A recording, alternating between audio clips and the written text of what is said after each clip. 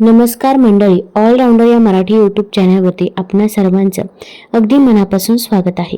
तुम्हाला माहीत आहे का की जे लोक 60 ओलांडल्यानंतरही तंदुरुस्त, उत्साही आणि तरुण दिसतात, त्यांच्याकडे हे एक खास रहस्य आहे.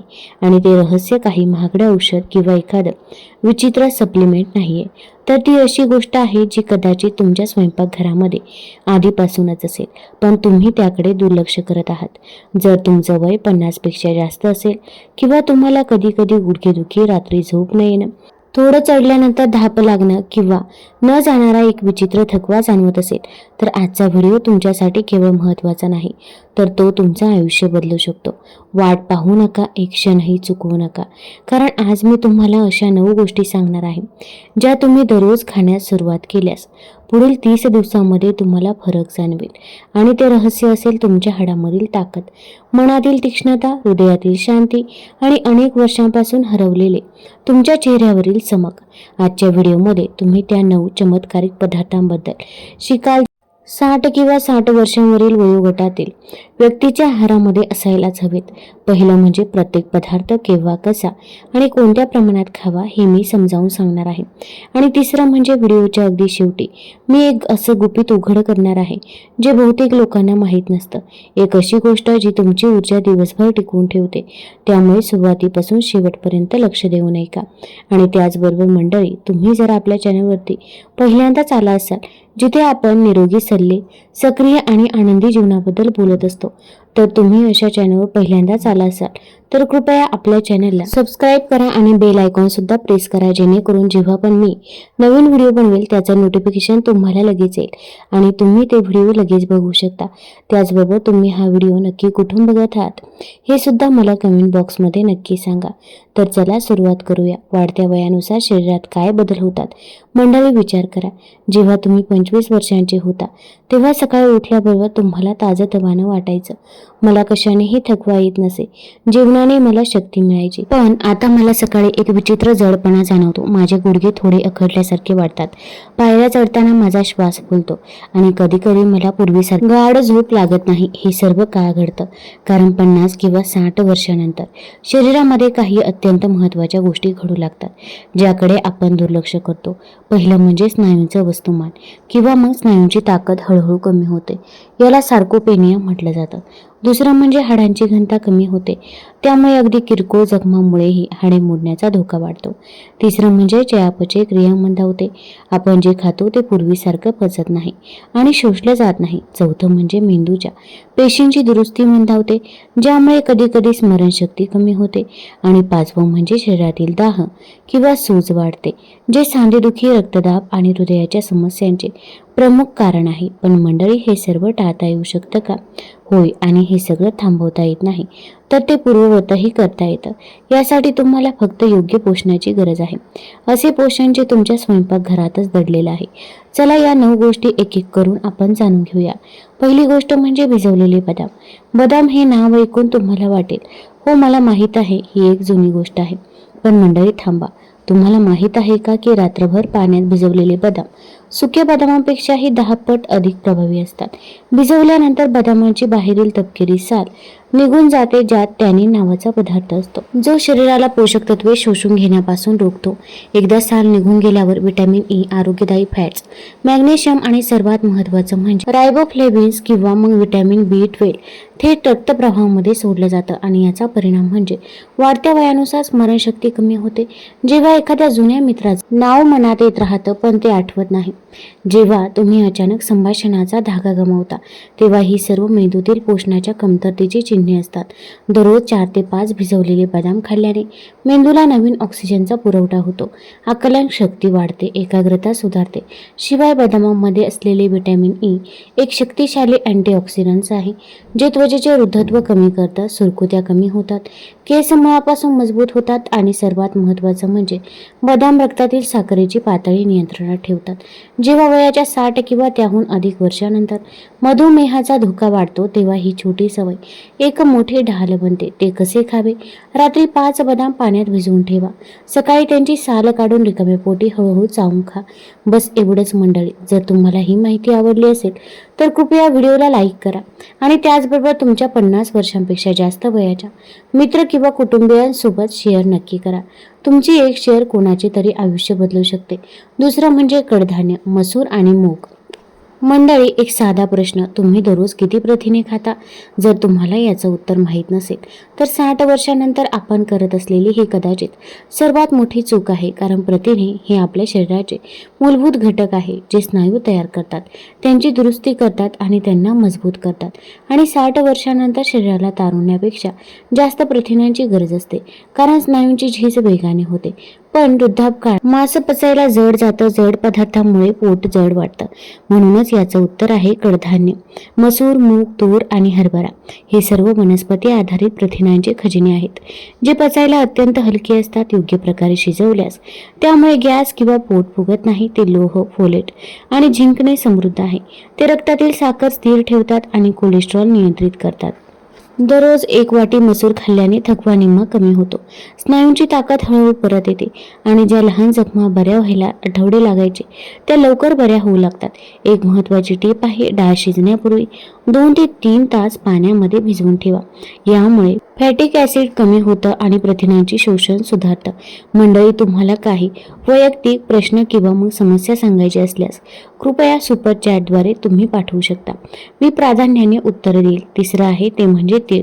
मंडळी, तीळ ही अशी गोष्ट आहे जी प्रत्येक भारतीय स्वयंपाकघरामध्ये आढळते, पण आपण तिची खरी शक्ती विसरलो आहोत. 1 चमचा तिळामध्ये 1 ग्लास दुधाइतकं कॅल्शियम असतं. फक्त 1 चमच्याचीच कल्पना करा. वयाच्या 60 वर्षानंतर हाडांची घनता कमी होते, ज्यामुळे ऑस्टिओपोरोसिसचा धोका वाढतो. अगदी लहानशा ठेस लागल्यानेही हाडं मोडू शकतं. कंबर मोडल्यास बरं होण्यासाठी खूप मोठा काळ लागू शकतो.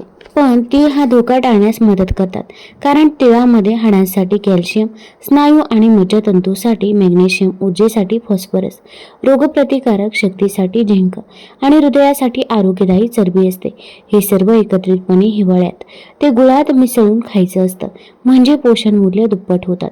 उन्हाळ्यात ते दह्यामध्ये मिसळा किंवा नाश्त्यासाठी नुसताच 1 चमचा खा. आणि जे घरी तिळाचे लाडू बनवतात त्यांनी त्यांच्या आजीच्या शहाणपणाचे आभार मानले पाहिजे. त्यांना माहीत होतं की हे छोटे दाणे चमत्कार करू शकतात. चौथं आहे ते म्हणजे दही. आता आपण अशा गोष्टींबद्दल बोलूया जी प्रत्येक घरामध्ये रोज बनवली जाते, पण जिचा सर्वात मोठा फायदा तुम्हाला कदाचित माहीत नसेल. ते म्हणजे दही. पण कोणतंही साधं सुद्धा दही नाही, तर थोडंसं आंबट असलेलं ताजं घरी बनवलेलं दही. वयाच्या 60 वर्षानंतर पचनसंस्था मंदावते, आतड्यातील चांगले जीवाणू कमी होतात, ज्यामुळे बद्धकोष्ठता, गॅस आणि पोट फुगणं या समस्या सामान्य होतात.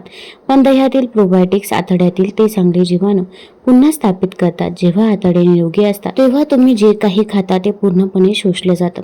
जीवनसत्व वाया जात नाही, लोह चांगल्या प्रकारे शोषलं जातं, कॅल्शियम थेट हाडांपर्यंत पोहोचतं. शिवाय दह्यामध्ये व्हिटॅमिन B12 असतं, जे मेंदूसाठी अत्यंत महत्त्वाचं आहे.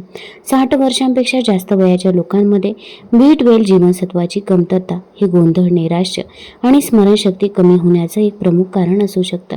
एक महत्त्वाची टीप, दुपारच्या जेवणासोबत 1 वाटी दही खा. रात्री दही खाणं टाळा कारण त्याचा थंड परिणाम होतो आणि त्यामुळे रात्री सांधेदुखी वाढू शकते, विशेषतः सांधिवात असलेल्यांसाठी. मंडळी, आतापर्यंत आपण 4 चमत्कारी गोष्टींबद्दल शिकलो आहोत. भिजवलेले बदाम, मसूर, तीळ आणि दही. आणि अजून अर्धी यादी बाकी आहे. 5वी गोष्ट आहे ती म्हणजे सुकवलेले अंजीर. मंडळी, तुम्हाला कधी सकाळी उठल्यावर चक्कर आल्यासारखं वाटलं आहे का? उठल्यावर थोडा अशक्तपणा वाटतो का? किंवा फक्त एक विचित्र पोकळी जाणवते? हे अनेकदा लोहाच्या कमतरतेचं लक्षण असू शकतं. निमिया 60 वर्षांपेक्षा जास्त वयाच्या लोकांमध्ये, विशेषतः महिलांमध्ये खूपच सामान्य आहे आणि त्याच्या लक्षणांमध्ये धाप लागणं, थोडं चालल्यानंतर थकवा येणं आणि हातपाय थंड पडणं यांचा समावेश होतो. आणि यावर एक अगदी सोपा नैसर्गिक उपाय म्हणजे सुकं अंजीर. अंजीरमध्ये लोह, रक्तनिर्मितीसाठी कॅल्शियम, हाडांसाठी पोटॅशियम, रक्तदाब नियंत्रण, पचनासाठी फायबर आणि त्वरित ऊर्जेसाठी नैसर्गिक साखर असते. 2 अंजीर रात्रभर पाण्यात भिजवून ठेवा. सकाळी बदामानंतर रिकाम्या पोटी खा. आठवड्यामध्ये तुम्हाला फरक जाणवेल. पण प्रमाण राखणं आवश्यक आहे. जास्त खाल्ल्यानं पोट बिघडू शकतं. 2 अंजिरापासून सुरुवात करा. 6वं आहे ते म्हणजे अक्रोड. मंडळी, ही एक खूप रंजक गोष्ट आहे. एक अक्रोड फोडून आत पहा. त्याचा आकार अगदी मानवी मेंदूसारखा असतो आणि हा काही योगायोग नाही. विज्ञान असंही सांगतं की अक्रोड हे मेंदूचं सर्वात चांगले मित्र आहे. वयाच्या 60 वर्षांनंतर मेंदूच्या पेशींची दुरुस्ती मंदावते, चेतासंस्थेतील जोडणी कमकुवत होते. त्यामुळे स्मरणशक्ती, एकाग्रता आणि निर्णय क्षमता या सर्व गोष्टी थोड्या कमकुवत वाटतात. अक्रोडमध्ये ओमेगा 3 फॅटी ॲसिड असतात, जे मेंदूच्या पेशींचे आवरण मजबूत ठेवतात. ते नवीन चेतासंस्थेतील जोडणी तयार करण्यास आणि दाह कमी करण्यास मदत करतात. अक्रोड LDL देखील कमी करतात, ज्यामुळे रक्तवाहिन्या लवचिक राहतात. हृदयविकाराचा झटका आणि पक्षाघाताचा धोका कमी होतो आणि त्यातील अँटीऑक्सिडंट्स वृद्धत्वाची प्रक्रिया मंदावतात. ते कसे खावे? 2 अक्रोड रात्रभर पाण्यात भिजवून ठेवा. सकाळी ते बदाम आणि अंजीर सोबत खा. फक्त ही एक छोटीशी सवय आणि तुमचा मेंदू 10 वर्षांनी तरुण राहू शकतो. मंडळी, 7वी गोष्ट आहे ती म्हणजे कडधान्य आणि शेंगा. राजमा, चवळी, काळे चणे, वाटाणे हे सर्व मिळून एक असं मिश्रण तयार करतात, जे शरीराला कोणत्याही सप्लिमेंटपेक्षा श्रेष्ठ असं वनस्पती आधारित प्रथिने आणि फायबर पुरवतं. जेव्हा 60 वर्षांपेक्षा जास्त वयाच्या लोकांची पचनशक्ती कमकुवत होते, तेव्हा ही कडधान्य हळूहळू ती मजबूत करतात. त्यामध्ये रेझिस्टन्स स्टार्च असतो, जो आतड्यातील जीवाणूंना पोषण देतो, रक्तातील साखर हळूहळू सोडतो आणि कोलेस्ट्रॉल शोषलं जाण्यापासून रोखतो. आणि सर्वात महत्त्वाचं म्हणजे जे स्वस्त आहे ते सर्वत्र उपलब्ध आहे आणि तयार करायला सोपे आहेत. एक सोपी पाककृती: उकडलेला राजमा किंवा चण्यांमध्ये थोडे जिरे, हिंग, हळद, लिंबाचा रस आणि काळं मीठ घाला. चवीला स्वादिष्ट, आरोग्यासाठी उत्तम. 8वां आहे तर ते म्हणजे सूर्यफुलाच्या बिया. या लहान बिया अनेकदा तुमच्या नजरेतून सुटू शकतात, पण त्यात व्हिटॅमिन ई, मॅग्नेशियम, सेलेनियम आणि झिंक यांचं मिश्रण असतं, जे त्वचेचे वृद्धत्व रोखते, मज्जासंस्थेचे संरक्षण करते आणि रोगप्रतिकारक शक्ती वाढवते. ज्यांना हातामध्ये कंपासारखा, कमजोरीसारखा त्रास आहे, अशा 60 वर्षांवरील लोकांसाठी या बिया खूपच फायदेशीर आहेत. त्यांचं सेवन कसं करावं? 1 चमचा दह्यामध्ये मिसळा.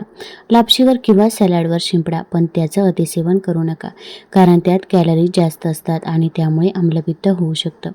9वं आहे तर ते म्हणजे हळदीचं दूध, गोल्डन मिल्क. आणि शेवटी सर्वात मौल्यवान, हळदीचं दूध, जे जगभरामध्ये गोल्डन मिल्क म्हणून ओळखलं जातं. पण आपल्या आजीबाई शतकानुशतके ते पीत आले आहेत. संध्याकाळी सांधेदुखी वाढते, थंड हवामानामुळे अंग आखडतं आणि झोप लागत नाही. हळदीमध्ये कर्क्युमिन असतं, जे शरीरातील जुनाट, दाह कमी करतं. यामुळे सांध्यांची सूज कमी होते, यामुळे रोगप्रतिकारक शक्ती वाढते आणि सर्वात महत्त्वाचं म्हणजे यामुळे गाढ आणि शांत झोप लागते. हे कसं तयार करायचं? झोपण्याच्या अर्धा तास आधी 1 ग्लास कोमट दुधामध्ये अर्धा चमचा हळद, चिमूटभर काळी मिरी घाला, ज्यामुळे शरीरातील कर्क्युमिन शोषून घेण्यास मदत होते. गुडघ्यासाठी थोडा गूळ घाला. मंडळी, आपण या 9 चमत्कारी गोष्टींबद्दल शिकलो आहोत. आता एक गोष्ट करा: यापैकी कोणत्याही गोष्टी तुम्ही आधीपासून खाता आणि कोणत्या नवीन गोष्टी तुम्ही सुरू करू इच्छिता, हे मला कमेंट बॉक्समध्ये नक्की सांगा. आज आपण ज्या 9 गोष्टींबद्दल शिकलो आहोत त्या आहेत: भिजवलेले बदाम, मसूर, तीळ, दही, सुकी अंजीर, अक्रोड, शेंगा, सूर्यफुलाच्या बिया आणि हळदीचं दूध. हा काही नवीन शोध नाही. हा आपल्या आई, आजी आणि पणजी यांचा पिढ्यानपिढ्या चालत आलेला शहाणपणा आहे. असा शहाणपणा जो आपण आपल्या आधुनिक जीवनशैलीमध्ये विसरलो आहोत. पण अजूनही वेळ गेलेली नाही. वय हे केवळ एक आकडा आहे आणि योग्य पोषणामुळे हा आकडा खरोखरच बदलू शकतो.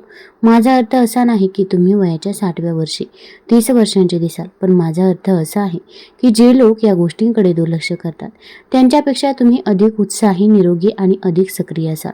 तुमचं ताट हे तुमचं औषधालय आहे. तुमचं स्वयंपाकघर हे तुमचं औषधालय आहे. तुम्हाला फक्त त्याचा योग्य वापर करायचा आहे. मंडळी, जर तुम्हाला हा व्हिडिओ आवडला असेल तर चॅनल लाईक करा, सबस्क्राईब करा आणि आपल्या मित्रपरिवारासोबत जरूर शेअर करा. धन्यवाद.